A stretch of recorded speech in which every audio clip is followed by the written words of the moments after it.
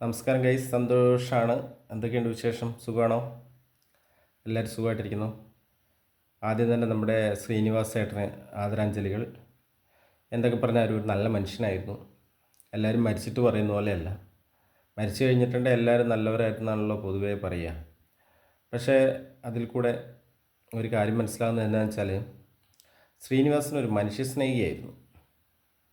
ശ്രീനിവാസന് മറ്റുള്ള ജാതി മത രാഷ്ട്രീയ ഭേദമന്യേ വിമർശിക്കാനും ഹാസ്യവൽക്കരിക്കാനും, ശ്രീനിവാസൻ ചിന്താവിഷ്ടയായ ശ്യാമള എന്തിനാണ് അങ്ങനൊരു സിനിമ, അന്നത്തെ കാലത്ത് സിനിമ ഇറങ്ങിയപ്പം ഭയങ്കര ഭക്തിസാന്ദ്രമായിട്ടായിരുന്നു ആ സിനിമ അന്ന് ആൾക്കാർ ഉൾക്കൊണ്ടത്.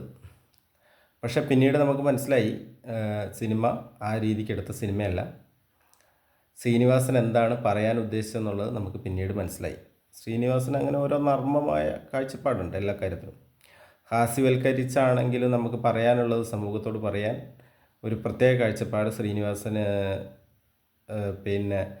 ഉണ്ടെന്ന് തന്നെ പറയാം. ശ്രീനിവാസൻ അന്ന് നടത്തിയ പരാമർശം മനസ്സിലാക്കാൻ മലയാളിയെ ഒരുപാട് മുന്നോട്ട് പോകേണ്ടി വന്നു. അല്ലെങ്കിൽ ആ സമയത്ത് ആ പടത്തിന് സ്റ്റേ വന്നേന്, അല്ലെങ്കിൽ തീർച്ചയായും ആ പടത്തിന് അന്ന് സ്റ്റേ വന്നേന്.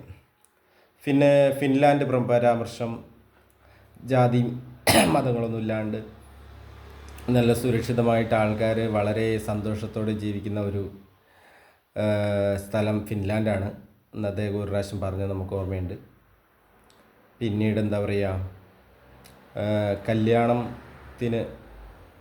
കല്യാണം നടത്തി കൊടുത്ത കാര്യങ്ങളും അതുമായിട്ട് ബന്ധപ്പെട്ട് എനിക്ക് താലി വാങ്ങി തന്നതും പൈസ തന്നതും, ഒരാൾ ഒരു ക്രിസ്ത്യാനി, ഒരാൾ ഇന്നയാൾ എന്നുള്ള രീതിയിൽ അത് വേർതിരിച്ച് ഓരോ സഭയിലൊക്കെ പറഞ്ഞതൊക്കെ നമുക്ക് ഒരുപാട് ഓർമ്മയുണ്ട്. പിന്നെ മാറി മാറി വരുന്ന എല്ലാ സർക്കാരിനെയും ശ്രീനിവാസൻ വിമർശിച്ചിട്ടുണ്ട്, ഒരു പക്ഷം ചേർന്ന് നിന്നിട്ടില്ല. പിന്നെ ജൈവ പച്ചക്കറി, അതിൻ്റെ ആവശ്യകതകൾ, അത് ശരീരത്തിനുണ്ടാകുന്ന മാറ്റങ്ങൾ, മൊത്തത്തിൽ ആഗോളതലത്തിൽ ശ്രീനിവാസൻ്റെ ഒരു കണ്ണ് എല്ലാ സ്ഥലത്തും എത്തിയിട്ടുണ്ട് എന്ന് വേണം പറയാൻ. ശ്രീനിവാസൻ നല്ലൊരു പണ്ഡിതനായിരുന്നു എന്ന് 100% നമുക്ക് പറയാൻ കഴിയും. എന്തായാലും നല്ലൊരു മനസ്സിൻ്റെ ഉടമ, മനുഷ്യസ്നേഹി നമുക്ക് നഷ്ടമായി. അപ്പോൾ ഇനിയുള്ള കാലം അവരിലൂടെ, മറ്റ് രണ്ടുപേരിലൂടെ, ശേഷിക്കുന്ന 2 പേരുണ്ട്, ധ്യാനുണ്ട്, പിന്നെ മറ്റേ ആളുണ്ട്.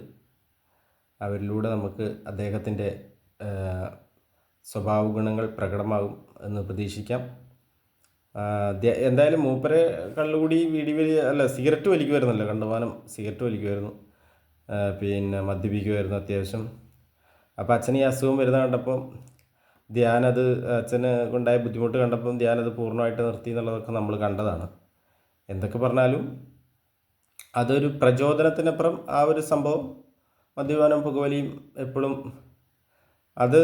അതിനെക്കുറിച്ച് മാത്രം ഒരു ന്യായീകരണങ്ങളൊന്നുമില്ല, അതൊക്കെ ഓരോരുത്തരുടെ പേഴ്സണൽ ഇഷ്യൂസാണ്.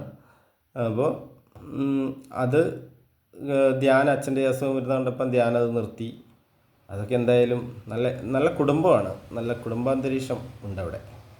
എന്തൊക്കെയായാലും പിന്നെ ശ്രീനിവാസൻ്റെ യോഗത്തിൽ ഒരുപാട് വിഷമം നിങ്ങളോടൊപ്പം ഞാനും പങ്കുവെക്കുന്നു. അപ്പോൾ എല്ലാവരോടും ബൈ.